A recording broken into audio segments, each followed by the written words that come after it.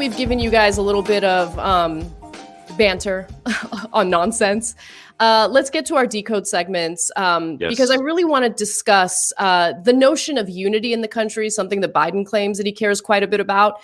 But in reality, there is unity in the country. He just, for some reason, is refusing to tap into that unity and do what the vast majority of Americans want. So let's discuss. The tea leaves aren't really that hard to read. If Biden looks closely and thinks critically, the real division in America isn't actually between American voters. The division is between American voters and the corporate executives who have fought pretty aggressively throughout the years to keep us divided. Now, Americans stand united on a number of different issues, especially on the issue of how they want President Biden to govern. So, for instance, Pew Research found that 80% of voters believe strengthening the economy should be the top priority for the Biden administration. So look at that, 80%, followed by dealing with the coronavirus outbreak and improving the job situation. Those are the top three priorities that Americans have, according to this Pew Research poll. But we have more polls indicating that Americans are united on several issues, including a CBS poll that found that about 83% of Americans favor passing a new economic relief package. Okay, so 83%, look at that. And I actually really love the statement here from Justice Democrats, where they argue the question isn't why can't President Biden find unity with Republicans? The question is, why can't Republican politicians find unity with 83% of the American people? But I have more for you. Let's go to CBS. I'm sorry. Let's move on to a large percentage of respondents in that poll who agree that Biden's $1.9 trillion relief package, the proposal that he's put out there, actually doesn't go far enough. 40% of voters believe that. And also a recent Quinnipiac poll found that nearly 7 out of 10 Americans favor Biden's proposed $1.9 trillion relief bill, and 78% of Americans are in favor of $1,400 relief checks. It keeps going on and on, guys. Americans are united on these economic issues. They need relief. It doesn't matter if you're a Democrat or a Republican, a conservative, liberal, leftist. We're all dealing with a system that has led to an insane amount of inequality, awful working conditions. Look at YouGov and Yahoo, which also put out a poll recently showing that there's quite a bit of public support. 74% of Americans back $2,000 relief checks. The same poll found that 58% of Americans support increasing the federal minimum wage to $15 an hour. In fact, here's more on just how united Americans are in wanting to raise the federal minimum wage, which, by the way, has not been raised since 2009 and currently sits at $7.25. Do Americans think that the minimum wage needs to go up? They do. We wanted to find the answer to that question because lawmakers are debating this issue right now. And we, along with the Harris poll, found that most Americans do support raising the minimum wage. 83% say that $7.25 an hour is not enough for a person to live on. High earners and college educated people may be more disconnected from the realities of minimum wage. According to this new poll, people in households making more than $100,000 are more than twice as likely to think that $7.25 an hour was enough to get by. The same thing with college educated people versus people with little to no college education. Now, almost 60% of Americans think that raising the minimum wage would actually help the economy. That's an argument that Democrats are making as they try to include the measure in the next relief bill. That's absolutely right. The nearly 60% of Americans who responded to that poll and believe that raising the minimum wage would actually positively impact the economy are right. And for anyone who tries to argue that, no, it's actually very dangerous to pay someone a living wage, if we do that, that means that millions of people are going to lose their jobs. That is complete and utter BS. And we have case studies to prove it. For instance, at the start of 2020, a record 24 states and 48 cities and counties raised their minimum wages. Encouragingly, recent increases in the minimum wage in several major cities have not resulted in large employment effects that some economists feared. In fact, there has been a positive outcome of raising the minimum wage. And should Biden successfully pass his $15 an hour minimum wage hike through his coronavirus relief package, we have some pretty good news for the federal government as well. UC Berkeley economist Michael Reich, the author of a new research paper, said that his analysis shows boosting the federal minimum wage to $15 along the lines proposed by the newly introduced Raise the Wage Act of 2021 would have, quote, pretty substantial budgetary impacts. His paper, the Raise the Wage Act of 2021, would have a positive effect on the federal budget of $65.4 billion per year through a combination of decreased spending on some social safety net programs, which many workers are forced to rely on due to low wages, and increased income tax. Guess what? When people earn more money, they're able to pay more in taxes, and they're less likely to rely on the social safety net. Right now, the federal government is subsidizing massive corporations that refuse to pay their workers living wages. And how is that positively impacting the economy? It's not. Even in Florida, by the way, where Trump won 51.2% of the vote in 2020, voters overwhelmingly cast their ballots in favor of increasing the minimum wage to $15 an hour. The 2020 ballot initiative garnered 60% support needed to pass, and that's according to the Associated Press. Florida becomes the 8th state to approve a $15 an hour minimum wage and the second most populous to do so. And even with all of this evidence showing how united Americans are in increasing the federal minimum wage, unfortunately, Biden seems to be wavering on that issue. In a recent interview with CBS, Biden claimed that he doesn't believe that the wage hike will survive the negotiations in Congress. Take a look. You also want to raise the minimum wage to $15. Is that something you would be willing to negotiate on in order to get Republican support? Well, apparently that's not going to occur because of the rules of the United States Senate. So you're saying the minimum wage won't be in this? My guess is it will not be in it. But I do think that we should have a minimum wage stand by itself, $15 an hour, and work your way up to the 15. It doesn't have to be boom. And all the economics show if you do that, the whole economy rises. I'm prepared as President of the United States on a separate negotiation on minimum wage to work my way up from what it is now, which is pain. Look, no one should work 40 hours a week and live below the poverty wage. And if you're making less than $15 an hour, you're living below the poverty wage.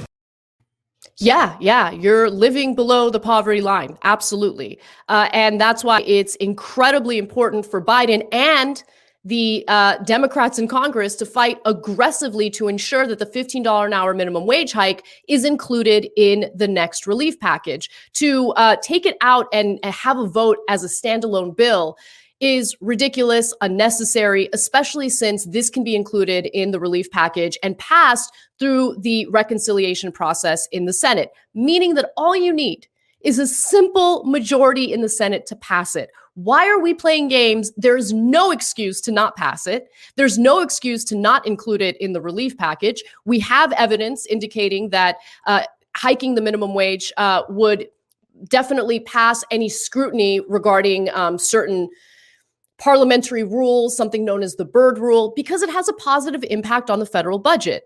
So I don't know why Biden thinks it's okay to waver on this issue, but I do know that behind the scenes, there's something going on that Americans should know about, because this isn't about, oh, it's too tough to pass it. This is about other people who are in Biden's ear discouraging him from doing the right thing. So here's a troubling sign.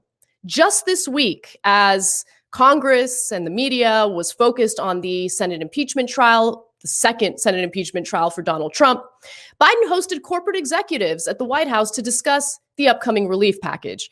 The gathering included the who's who of America's austerity fan club. Take a look. It includes representatives from some of the most powerful business lobbies, including the Business Roundtable and the Chamber of Commerce. To that end, you will see CEO Jamie Dimon from JP Morgan Chase at the meeting. You will also see Doug McMillon from Walmart at the meeting. And then Gap CEO Sonia Singhal is also on the list. She was present for the administration's very first conversation on the economy, a roundtable that was held back in December during the transition, and Lowe's CEO Marvin Ellison as well, in addition to the outgoing CEO of the Chamber of Commerce, Tom Donahue. So it is definitely a more white-collar attendee list than these conversations that we've seen in the past. What do you mean than those conversations we've seen in the past? Biden loves meeting with corporate executives who, by the way, are not in any way interested in serving the best interests of the American people, the majority of whom are united in passing a relief bill that's robust, that actually responds to the crisis that we're dealing with right now, and does away with the inequality that Americans are experiencing as a result of these corporate executives hoarding the wealth for themselves, paying essentially nothing in federal taxes in some cases. Amazon's a perfect example of that. And look, the alleged purpose of this meeting was to build support for Biden's proposal, which is ridiculous. But even if you were to take that at face value, it's a fool's errand to think that corporate executives would ever be persuaded into offering robust economic relief to Americans. For example, 1 week before Biden met with Ellison, that's the head of the U.S. Chamber of Commerce, the U.S. Chamber of Commerce actually sent a letter to Congress and the White House urging them to be a little more measured when it comes to the relief package. In fact, one thing that they were hyper-focused on was targeting it as a result of, or in response to the direct checks that Americans could receive, which is, of course, $1,400. Biden promised $2,000, but I'll put that aside for now. They want to ensure that people who had qualified for the relief checks earlier wouldn't qualify under the Biden administration. So here's what their letter said. Congress should consider targeting any additional stimulus checks based on income, loss of employment, or similar criteria. Taking this advice would be a massive mistake. The targeting that they're talking about would rely on income data that was disclosed from 2019 tax filings, which doesn't make sense because the coronavirus pandemic didn't destroy our lives until 2020. So they would rely on old, irrelevant data in order to target these relief checks to people. And keep in mind that most Americans haven't filed their 2020 taxes. So what we should focus on is what we know from data coming from the Census Bureau. And here is the recent data that they released.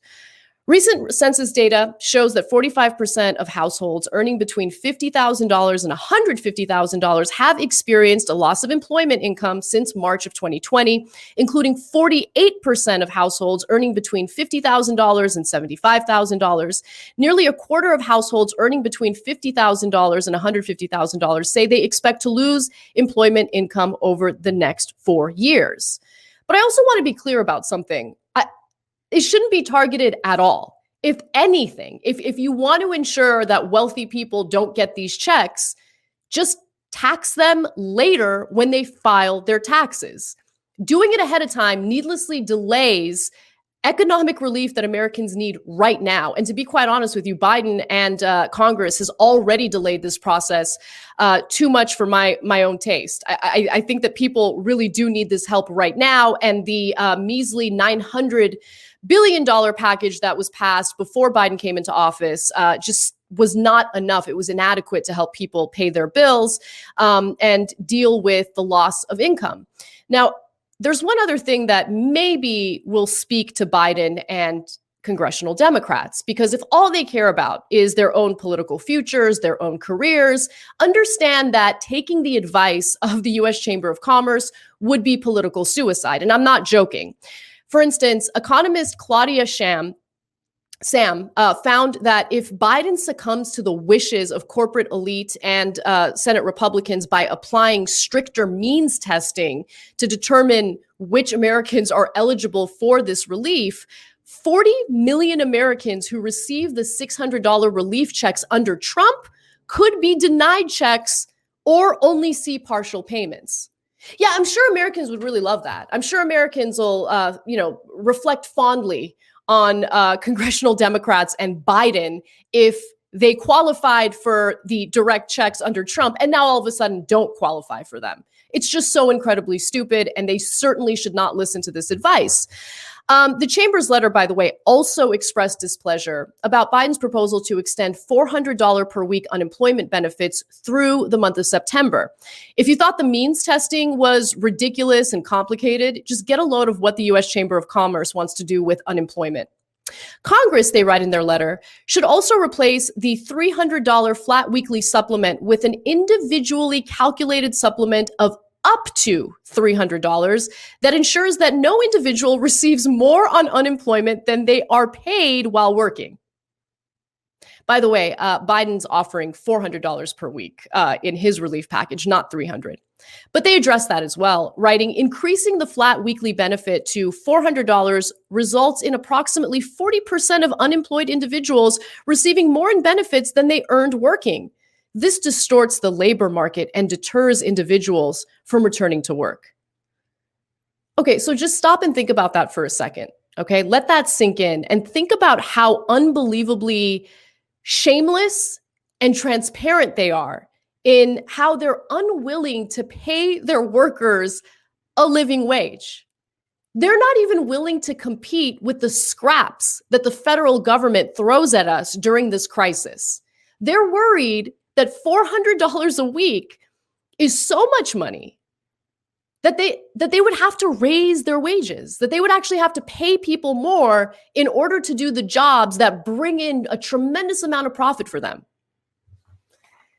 So they refuse to increase starvation wages.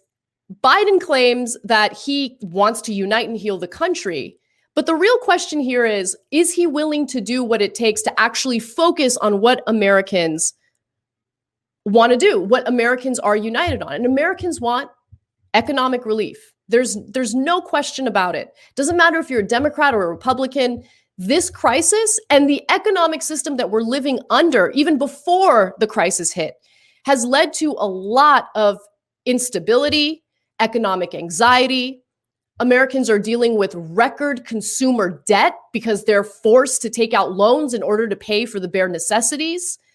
Biden needs to reject the wishes of corporate executives because, again, the fight in this country, while, yes, on certain cultural issues, social issues, might appear to be between Democrats and Republicans, but the real fight is between the American people and this economic system driven by these corporate executives that continues to exploit their hard work and pay them nearly nothing in return for that. So it's hard to take Biden seriously unless he's willing to do what it takes to really focus on what unites Americans and create a better system where people can live decent lives without dealing with all the suffering that we're seeing right now.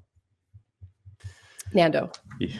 Wow. Yeah. I mean, I get this question asked a lot, which is like, how do I talk to someone who's maybe a conservative in my life, like a family member or a friend or something, and sort of get them on our team, so to speak? And I always say, like, talk about things like this, talk about the things that we can find a lot of common ground on.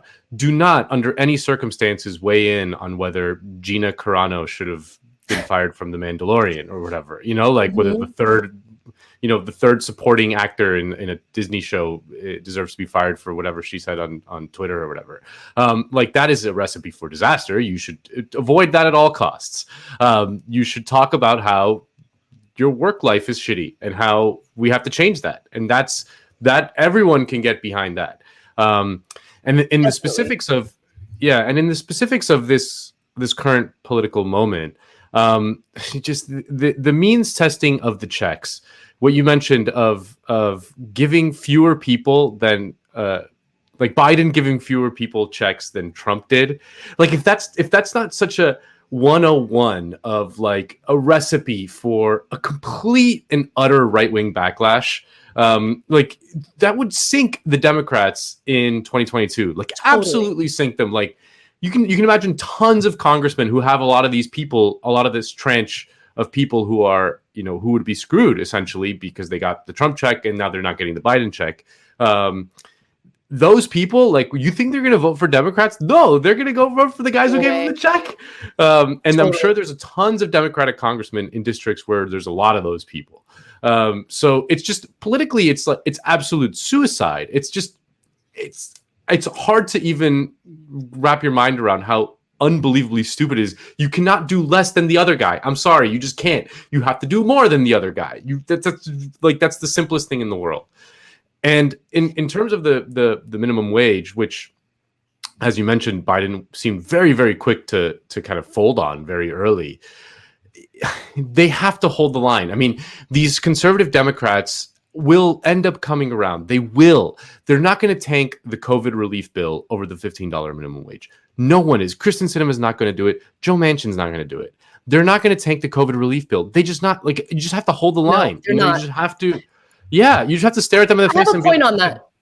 Yeah, go ahead. No, you're absolutely right. And I think if you want some confidence on that point, right, all you need to do is take a look at how Joe Manchin reacted to Kamala Harris going to West Virginia to promote the COVID relief package. He was livid. And the reason why he was livid is because he was like, oh, I'm the big guy now. And I think that we need, no, $11 an hour, not $15 an hour. And Kamala Harris, to her credit, right? We're fair. To her credit, she went to West Virginia, did what she did, and then all of a sudden he's changing his tone, right? So if Democrats are willing to play hardball, including playing hardball with Sinema and Manchin, if they try to, speak up against this relief package, they'll get what they want. And you can absolutely pass $15 an hour minimum wage through the reconciliation process. Make sure it's included in the relief package. Let's not play games. If the shoe were on the other foot, Republicans wouldn't even be having this discussion. The package would have been passed by now if this is what they had wanted, right? Anyway. Yeah, I mean, that's the thing is, like, the Rahm Emanuel quote that he had in 2008, like, never let a good crisis go to waste, is absolutely true. Like, you have to use the current crisis, which is severe and widespread and affects everyone, You have to use that to shoo in other stuff that you want, because everyone agrees you have to fix the crisis. So then you just tie things to it, because they're not going to tank the bill over these other issues. They're just not going to do it. Like, they all desperately want to get reelected, and they know that they need to do some sort of COVID relief. They need to get the vaccines out. They need all this stuff. All this stuff has to happen. It will happen. The question is, like, how much can you tie to that? Like, how much can you attach to that thing that is going to happen? And I promise you, Joe Manchin and Kristen Sinema would not tank the COVID bill because they desperately need it. They would not tank it over the $15 minimum wage. They'll make a big stink of it, and they'll say things in the press, whatever. What they're banking on is that Joe Biden and Schumer will back off.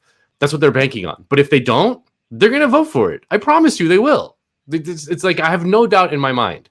So, and in regard to Schumer, just one final point. Schumer seemed to be very willing to, switch his messaging and even his own proposals to more of what we want once he started feeling as though AOC might pose a threat, right? So AOC needs to get active. She needs to get active specifically on, I don't know what kind of hints she needs to drop, but Schumer needs to be afraid of getting primaried by someone to the left of him. And I guarantee you he'll be in favor of this legislation. He sees the political wins in New York, and he sees that, a bunch of socialists are getting elected into the state Senate, and AOC is, very popular there. And he fears now a primary from the left. I mean, that's what he fears more than, a conservative primary. I mean, that's just the reality. It's just like when the Republicans started fearing Tea Party challenges from the right. They, like, previously kind of quote unquote moderate Republicans went way to the right. I mean, that's just how it works. It's about power. It's about leverage. And it's about who do these people fear? To whom do they owe their power, and whom do they fear? That's really what it all comes down to. And that's Schumer. I mean, that's just the easy political calculation. It's nothing that he didn't change his mind on anything. It's just, who does he fear most? So exactly. Yeah.